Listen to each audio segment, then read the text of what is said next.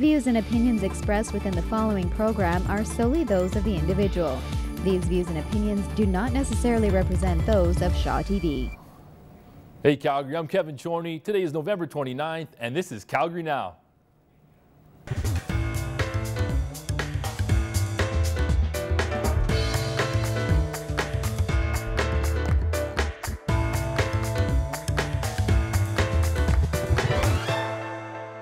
Albertans are no stranger to oil wells, but would you be more concerned if you could look out your bedroom window and see one? Royal Oak residents are currently considering this possibility as Kaiser Exploration is looking to drill a sweet oil well behind the Walmart located in the community. Residents have numerous concerns, including the effects on traffic and the environment, evacuation plans in the case of an emergency, as well as fears of air, water, and noise pollution. The Energy Resource Conservation Board states that sweet oil wells would not pose a health threat as the well would not be deep enough for sour gas to be expelled. Currently, the whole thing is on hold until an inquiry into the current policy for oil and gas projects within city limits is completed. Can the province come up with a compromise between our main industry and residents' concerns? Okay, so a little background for this most contentious issue. Kaiser Exploration was granted ERCB approval to drill a sweet oil well just outside the community of Royal Oak in Calgary's northwest. Drilling was set to begin this past summer. However, following strong opposition from area residents, plans for the well site were put on hold by the Alberta government until the Alberta Urban Policy Study is completed by the Energy Department. Kaiser and the ERCB say health and safety risks are virtually nil, but residents are not convinced and cite a slew of fears and concerns. Enough, in fact, to bring out 200 sign-waving, rain-enduring residents in protest this past summer. I'm sitting down with Kaiser Exploration's Ned Beattie and Ward Sutherland, the president of Rocky Ridge Royal Oak Community Association, as well as Dale Hodges, Ward 1 Alderman, in just a moment here. As always, we encourage you to phone us, 403-539-6710 to join the discussion, or send us a tweet at Calgary Now Show. Stay with us. I think the NIMBYism involving drilling a street well within the city limits isn't really that big of a deal. You can look at Los Angeles County or Houston, Texas, or Oklahoma City or anywhere else that might have certain things like this in and around their major metropolitan centers. It's not a high pressure gas well, it's not a sour gas well, it's just a regular oil derrick. There are high schools in Los Angeles County and surrounding areas with oil derricks in their parking lots. There are probably shopping malls with the same thing. I just don't understand why this is becoming such a huge deal. Obviously there's environmental risks everywhere, but there's a risk of me getting into an accident with a propane truck on the way home from filming this, probably more than there is having a leak from a sweet oil derrick right behind a Walmart. Welcome back. Let's get right to it. Now we've got an image here of the proposed well site. Guys, the way I want to do this, I'm going to ask a few questions about residents' concerns. I'd like to tackle them one at a time if we could. Ned, pardon me, Ward, I'll start with you. Now, residents are talking a lot about the potential for sour gas expulsion and the health risks that could be associated with that. How great of a concern is that amongst people in your area? Well, Kevin, first of all, let me thank you for inviting me. In the community of Rocky Ridge and Royal Oak, there's 17,000 residents. I'd like to make it very clear that many of these residents work in the oil and gas industry. And we certainly support the oil and gas industry. What we don't support is the irresponsible regulations that the ERCB has concerning Directive 56. And that directive basically stands, when it was created, made for an oil well to be drilled in the middle of an oil, basically a wheat field. All it states is, wherever the well is going to be drilled, within 100 meters of that well in a radius, that you're a stakeholder. Outside of that 100 meters, you're not a stakeholder. So as it stands right now, the Kaiser well is on Crown land. It's in an unusual situation where a few hundred meters away, there's city property, there's businesses and banks and grocery stores, restaurants that have patios, and then residents within 400 meters. And we're not considered a stakeholder.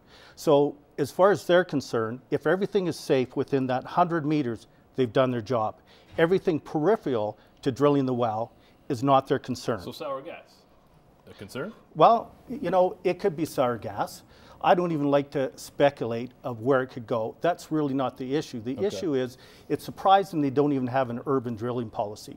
To have an old policy just blanket for the entire province, no matter where you're going to drill, I think is really irresponsible, because there's many factors to be taken in consideration with the city, the zoning, whether it's the commercial area, the safety, the transportation, how close it is. So we can, and I'd like to touch on each one of those things. Ned, I'll give you a chance to rebuttal.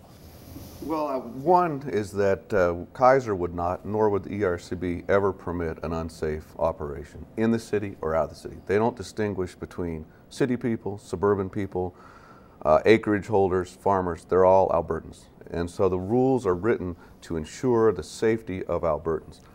And we're quite certain that we could safely drill a sweet oil well at this location. We're quite certain we will not encounter sour gas. We've always said from the beginning, if we did encounter sour gas, we would never produce it from that location. The ERCB is of the same opinion that sour gas is not a threat. Why is that? I understand it has to do with the depth of the well. Correct. And we know very certainly from wells all around the city and within the city, at certain depths, certain formations have sweet oil, certain formations have sweet gas, and as you go deeper, you can run into formations with sour oil and sour gas. This is very well known and established. The ERCB has an entire group that does nothing but verify that there will be or will not be sour gas, and if there will be sour gas, they take it very seriously and do worst case scenarios. We actually did a risk analysis as if we were going to drill a sour gas well to see what would be the impact, how big a radius would it be. The radius is about 11 meters. It's not even 100 meters. So the 100 meters, in terms of public safety, is vastly larger. The other thing I'd like to point out, you mentioned in the start there, was that you said, you know, how would you like to see an oil well? You know, have an oil well right next to you. Well, this particular site we've chosen is not visible to any resident.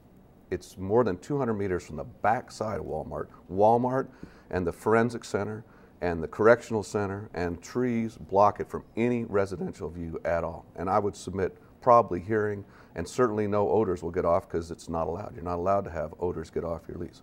So again, there's nothing wrong with this site within the rules, and I would submit that the rules more than adequately protect the public, not just in this instance, but in general. I want to talk about the city water. This is, I'm scratching my head now. I checked it out as far as I could find.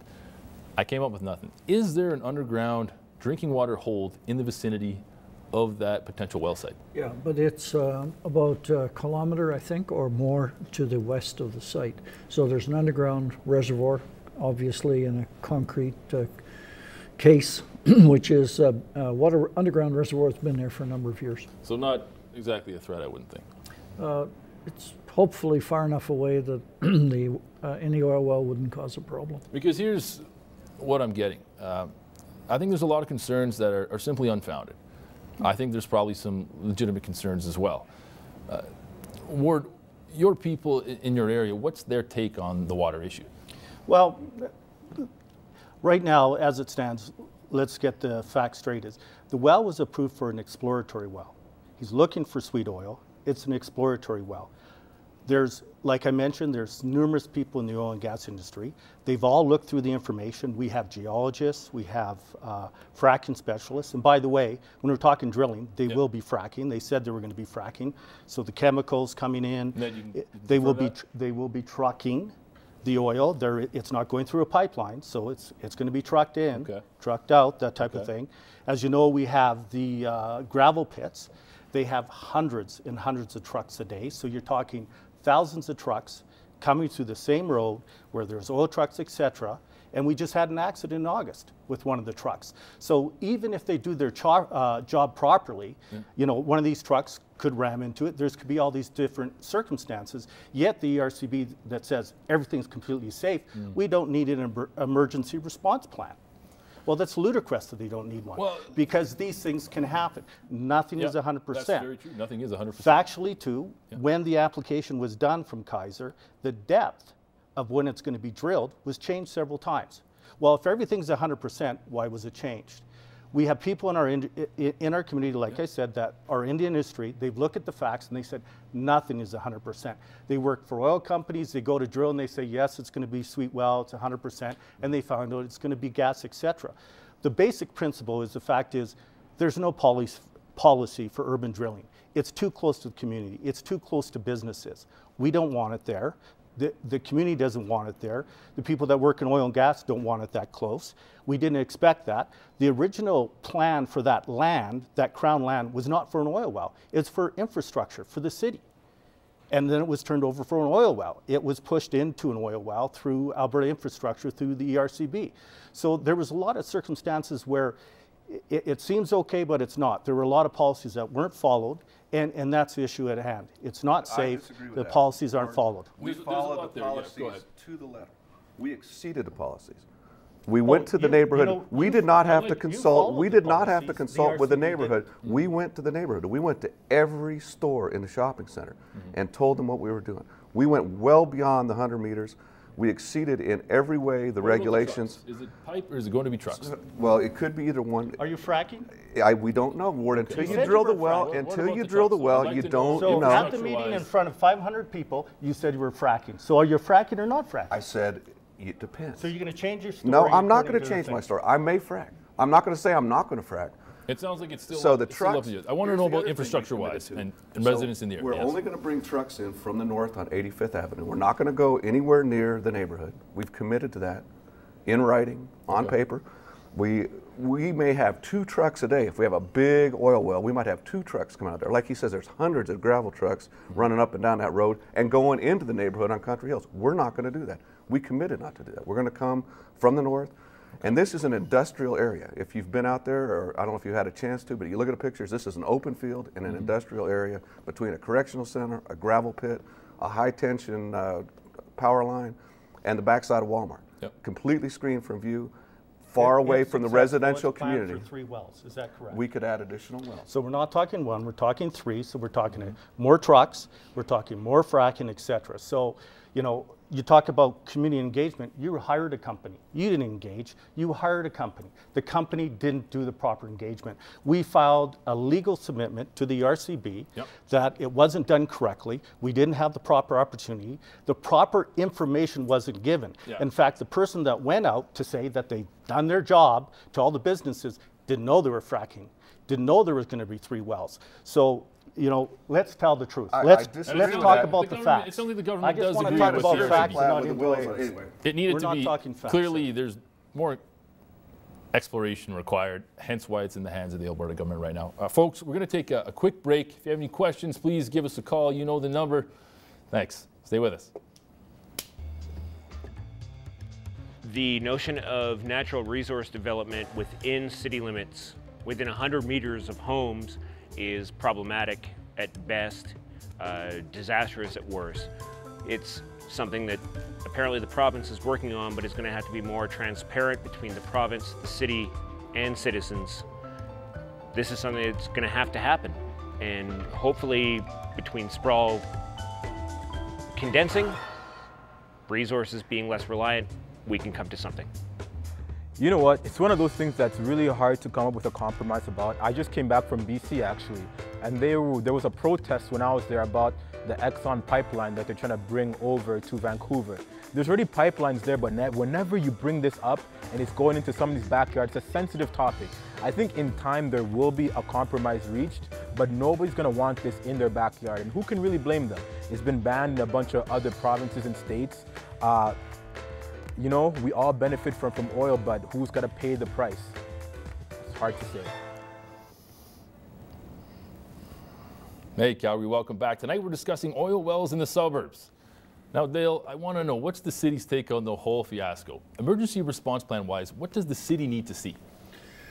Well, there's been emergency response plans laid out for the areas near the sour gas wells way out in northeast edge of the city, east and adjacent to 84th Street northeast. And the fire department have looked at those plans and give their approval if they think they make sense. It would just simply be prudent to have an emergency response plan. You can never tell what's really going to happen in the future, so an emergency response plan should have been required. So, Ned, is there no emergency response plan currently? Not only is there an emergency response plan for Kaiser, we have a corporate one for all of our wells. But in this instance, we made a site-specific emergency response plan that included the city emergency responders, the secured facilities that we have out here, because there's 4 secured facilities, a correctional center, and right near us is the forensic center. So we went to those institutions and said, here's what we're doing. We need a plan to communicate. It was agreed that any kind of communication with the city at large would be through city emergency responders. So it sounds like there's... that the institutions would do their own sheltering in place, whatever. But we have one, we have not fully executed because names change and all this. But it does not include the residents because there's no circumstance under which we could ever see. Well, you've talked to the fire department, it sounds Oh, like. you betcha. And the police department. Well, all the emergency responders. They're disconnected here. I've never seen it. No. And That's these the are big not made disconnect. public Yeah. because there's private information within these plans. That's why in general they're not made public. It's part of the Privacy Act. We're looking at redacting it, but again, until we're ready to proceed, we're not going to make public this emergency response. Is this a document you can get your hands on, you think, Bill? Well, probably I'd have to FOIP it. It'd be an interesting exercise to try to FOIP it, but if I don't know anything about it, 99.9% of the public don't know anything about it either. So, Well, we've said this all along. We've said it in writing, we've said it in person. it sounds like it might be, I'm not going to tell you how to run your company, but it's probably not a bad idea to maybe promote that a little bit more to curb some of these area residents' concerns. Another concern I want to talk about, noise pollution, Ward. Is it a real concern amongst your residents? Well, when you look at different wells, I mean, there's some wells that are a few kilometers away outside where the fields are. And we had several residents that live out there that were at the meeting. And they expressed their concern that they get smells, and it's not supposed to have smells, but they get it depending on the winds, that type of thing. The noise, mostly the noise, depending on what type of pump you're going to use in that. It's not overly loud, but the overall issue is the safety, the area that's around with it, whether it's conducive. I know in the States, like some of the commercials said, there's places where there's oil wells very close, but a lot of those places like Beverly Hills that allowed it for the last 20 years has now said it was the biggest mistake they ever did, that they found that there were health issues and it was bad for the environment and admitted they shouldn't have done it. So we haven't learned from this. Like I said, we're not against the oil industry. I think there just needs to be different plans for urban policies in terms of proper setbacks, proper distances, and proper plans. You touched on an interesting point, though. I mean, that's just that these well sites have existed in densely populated urban areas for years, decades, in fact. As a matter of fact, I think we've got a graphic. If we can throw it up there when you guys have a moment up there. I know you're busy. There is a graphic I'd like to show. It shows a couple of well sites in, I believe, Los Angeles, California. There we go. I mean, that's about as urban as it gets. And if you look, the way it's been decorated, I thought this was striking. The way it's been decorated, it's almost aesthetically pleasing, one could argue. Now, I know some area residents are concerned that it will be an eyesore. I mean, as Ned alluded to, it sounds like it's fairly hidden regardless. You can take that down, thank you. Are you using a noisy pump? Is noise pollution? We're not going to use a noisy pump. We use very quiet pumps these days. And I don't think noise pollution is going to be an issue. It has not been a great issue. The safety issue is a thing that keeps coming up. And what's the main thing? And I don't. Is it the emergency response or is it the H2S? What's the big concern you're hearing about? They throw everything at it. The opponents of this, they don't like fracking. They don't like any of it. They just don't want it. And they can say they support the oil business, but then you're a NIMBY. I mean, it's just as simple as that. If you don't like this well because it's too close to your neighborhood, then you're just a NIMBY. If it's okay to have an oil well in the country, 100 meters from a farmer's house, it's okay to have an oil well in the city, in a perfectly situated site, 400 meters from the nearest resident, completely shielded by view. It's hard to argue that. I mean, as an outside observer, hearing that and seeing those pictures. It's easy to argue it. First of all, I can tell you there's lots of farmers that don't like it. They didn't get a choice. The government forced it right beside their house. Secondly is saying there's no issues. Like, I mean, if we want a trust factor, from the statements that Ned have made from when we've had meetings, et cetera, until we say on TV today, vary all the time. So it's just like an oil well. Which part is the truth? Which part is the facts? It depends when we're talking about and which day it is with Ned, because he seems to be telling different stories all the time. One genuinely, I think there's a lot of hyperbole going on. I do think, though, there is some genuine concerns here. I've done a bit of research, guys. I didn't come, empty-handed. I think property values is something we haven't touched on yet, and the study that I saw showed that rigs that are within 4 kilometers of homes, the property values actually dip 4 to 16%. Now we're talking sour gas wells. That study was regarding Is that sour right? gas Okay, wells. okay. And that study has not been published other than an abstract form that I could find. That was done So- from the Alberta. That was done by the University of Alberta in the Wilford. That's right. And it was done in any urban area, regardless of whether or not it's a gas or sour, that the prices go down. Unlike the different areas where there's one functioning well in Calgary right now, in Aaronwood's an industrial area. The wells that were there before are shut in. The houses were already there. So it didn't affect the price. As a resident, you go in, you know the well's there, you pay the price of the house, there's no issue. This was done on Crown land that was made for infrastructure. Our residents didn't know that. We didn't have those choices, so it is going to affect the prices. In fact, at the meeting in front of 500 people, when Ned was asked if he could man up and pay the difference, he said, well, that's what I pay my royalties for. Ask the government for the money difference. And again, this is out of sight of any of these residences. Nobody can see it. It's completely shielded. So I don't know how something that's invisible is going to affect your property value. That's completely safe, never been proven otherwise, despite what Ward says. There's no evidence that a sweet oil well is any kind of menace like he makes it out to be. Let me throw a hypothetical at you. Okay. Let's say the well proceeds and we're 2 years down the road and property values are dropping, and it is due to that. That's what buyers are saying. I don't want to buy there. It's due to this well site. Is there any possibility of a conversation that would see potentially some revenue sharing to those residents? Boy, that'd be hard. You're very speculative there, because I mean, these people, this neighborhood is right next to 4 secured facilities. It's got a high pressure gas line running right down it. There's gravel trucks going through the main intersection, and you're going to sort out the impact of 1 or 4 wells on that. I don't know how you can sort that out. I really don't have any idea how you could possibly sort that out. It'd be simple enough to sort out property values. So. Is that, please elaborate. The city looks at assessments every year, and assessments are based on what is called fair market value. Mm-hmm. So given those surveys are done every year, you could soon determine what the difference was, say, from 2013 to 2015 in terms of property value. So that's how it works. There's a survey that's, because I own property, I've never seen these surveys. Well, you have to check. I guess I do, yeah. So you're saying that potentially it could be pinpointed as to why these property values are decreasing? No, the range of properties where values, should they drop, the range of properties could easily be identified. And we're talking that north end of Royal Oak and possibly the edge of Rocky Ridge. Well, what was interesting, Kevin, is during this whole process over the last year, because it's dragged out for over a year, we constantly got emails from 5 or 6 realtors. And the number one question when people were looking to buy properties was, well, what's happening with the oil well? So it was interesting. They weren't asking about, you know, the gravel pits. The gravel pits have been there for years. People know it's there. So why weren't they asking about, are the gravel pits going away? But they were asking about the well. So it was interesting to know that. So I think the neighborhood, by making such a big fuss about this, has caused the property values probably to go down already just by making it such a big issue. They probably, by causing all this and bringing attention to some of these other aspects of it, have probably caused it themselves.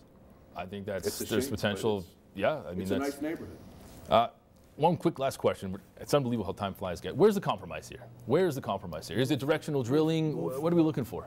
Move the well further north, which is what Kaiser are looking at doing, into a gravel pit site, potentially about a half a kilometer or maybe a little more to the north. And what Kaiser does, our policy is always to go where the landowner wants us. And when we went with Alberta Infrastructure, we looked at, I think, 12 different well sites. This was the one that the landowner wanted. So now we're going to where they didn't want. We're trying to get into the gravel pit where they don't want us, but that could be a compromise. If Alberta Infrastructure, I know Sandra Jansen and Minister Hughes and others are working to try to find a compromise. They're working hard. About right to you? Well, the spot right now is not satisfactory for the residents, and we think there's a lot better appropriate areas, and that should be dealt with Bill 7 and the urban policy. Fair enough. I got to cut you off, folks. Our half hour is nearly up. After this quick break, we'll wrap it up and ask our always entertaining random question. Stay with us.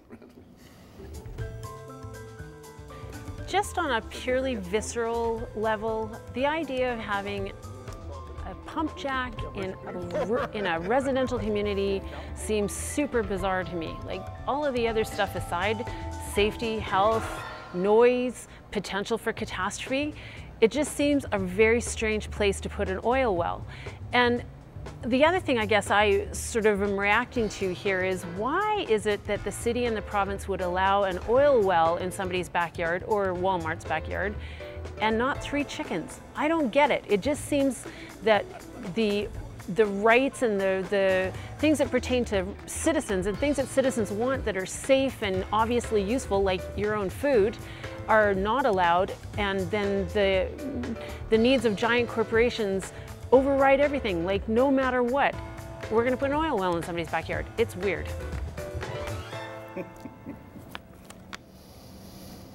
Welcome back. We're going to jump right into our random question wrap-up. Now, the way this works, guys, I've got no idea what's on these pieces of paper. Mind you, I can nearly see through that one there. Ward, I'm going to let you pick a question, hand it back to me, I'll ask it, and we'll all weigh in. Thank you, sir. What's your favorite thing about the holidays? How are you getting into the Christmas spirit? Dale, what do you think? You get a break for about 10 days to 2 weeks. You get away from a constant series of meetings, day and night, and dealing with issues the public bring before you. And so it's a time when you do get a break and things usually slow down. Little R&R. Yes. Nice.